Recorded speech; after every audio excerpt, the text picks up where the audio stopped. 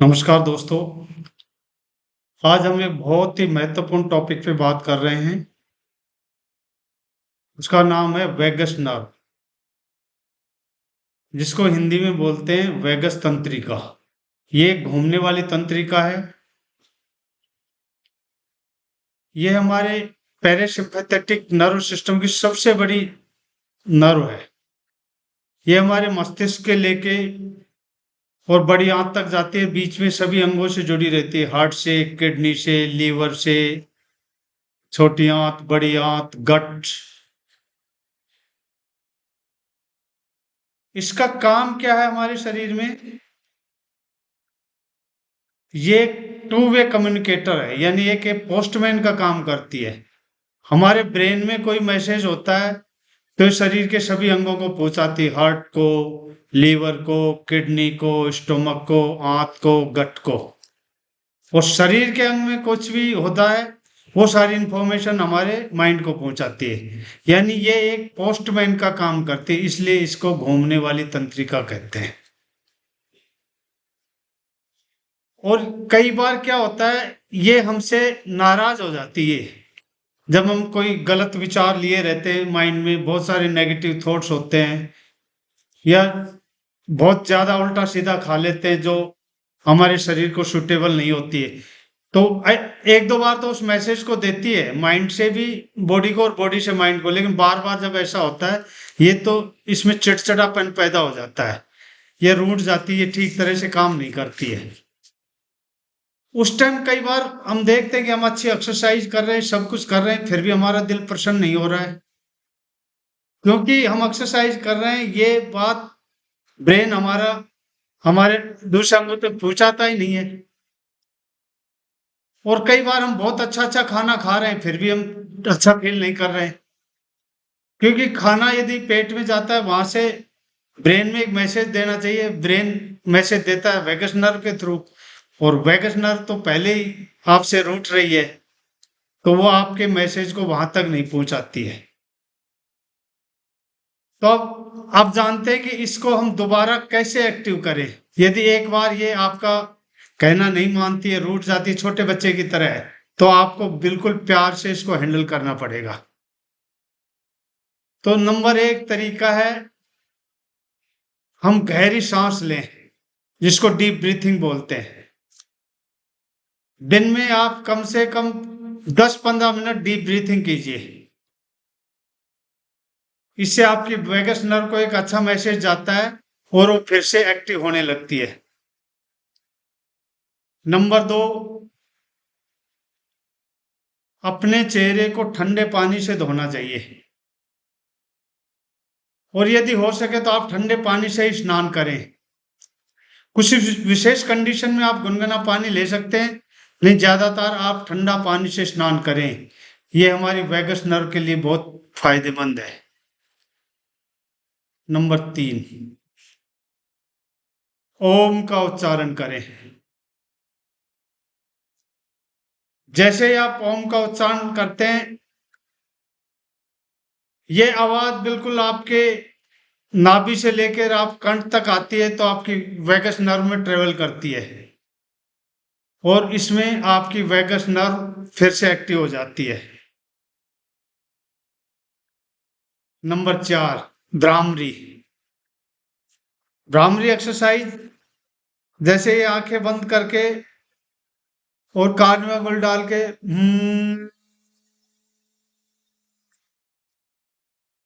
ये भी vagus nerve के लिए एक बहुत अच्छी एक्सरसाइज है। नंबर पांच, हमें ज्यादा से ज्यादा हंसते रहना चाहिए। हम आजकल हंसना भूल ही गए हैं, तो जब भी मौका मिले हंसिए। और कोई नहीं तो आप शीशे के सामने खड़े होकर हंसने लग जाइए। शुरू में हो सकता है आपकी हंसी नकली होगी, लेकिन बाद में आपकी हंसी ओरिजिनल हो जाएगी। तो ज्यादा से ज्यादा हंसने की कोशिश कीजिए। नंबर छह, मेडिटेशन यानी ध्यान। हमें कम से कम 10-15 मिनट मेडिटेशन में बैठना चाहिए। जब मेडिटेशन में होते हैं, तो हमारा माइंड थॉटलेस कंडीशन में होता है, उस समय कोई विचार नहीं आना चाहिए। यदि माइंड भटकता है तो फिर उसको लेके आइए। शुरू में आपको दिक्कत हो सकती है, लेकिन धीरे धीरे इसकी आपको आदत पड़ जाएगी। और जब आप मेडिटेशन करते हैं तो आपकी वैगस नर्व एक्टिव होती है। नंबर 7, पौष्टिक खाना लें। जंक फूड से बिल्कुल परहेज कर लें, क्योंकि जंक फूड आपकी वैगस नर्व को डैमेज करता है। तो अच्छा पौष्टिक खाना लें। वो जैसे पौष्टिक खाना लेंगे या जैसा भी खाना होगा, आपकी वैगस नर्व इमीडिएट आपके ब्रेन को मैसेज देती है कि आपके पेट में कुछ उल्टा सीधा खाना आ गया है। और यदि 2-3 बार आपने उल्टा सीधा खाना आ गया तो फिर वो आपसे रूठ जाएगी, चिड़चिड़ापन हो जाएगा। तो आप अच्छे से अच्छा खाना लें। नंबर 7, इंटरमिटेंट फास्ट करें। यदि आप पूरे दिन का फास्ट नहीं कर सकते, उपवास नहीं कर सकते, तो इंटरमिटेंट फास्ट का मतलब होता है करीब 15-16 घंटे का हम फास्ट कर ही सकते हैं। जैसे शाम को आपने 8 बजे खाना खा लिया, तो कोशिश करें कि अगले दिन आप 12 बजे खाना खाएं। और ऐसे सप्ताह में आप 2-3 बार कर सकते हैं। तो इससे क्या होता है, आपकी वैगस नर्व एक्टिव होती है। और वैगस नर्व खराब किन किन कारणों से होती है, इसको चिड़चिड़ापन क्यों बढ़ा है, जैसे मैंने बताया, आप खराब खाना खा लेते हो, या माइंड में कोई टेंशन है, या नेगेटिव थॉट्स हैं। इसके अलावा यदि आप प्रॉपर नींद नहीं लेते हैं तो भी आपकी वैगस नर्व डिस्टर्ब हो जाती है। तो प्रॉपर नींद लेने की कोशिश करें। अब वैगस नर्व और क्या क्या कार्य करती है हमारे शरीर में, ये आपके डाइजेशन सिस्टम को बढ़ाती है। क्योंकि जब वैगस नर्व ठीक होती है तो माइंड में और बॉडी में प्रॉपर कम्युनिकेशन होता है, तो उससे आपका डाइजेशन सिस्टम बढ़ता है। आपकी रोग प्रतिरोधक क्षमता बढ़ाती है। It boost your immunity.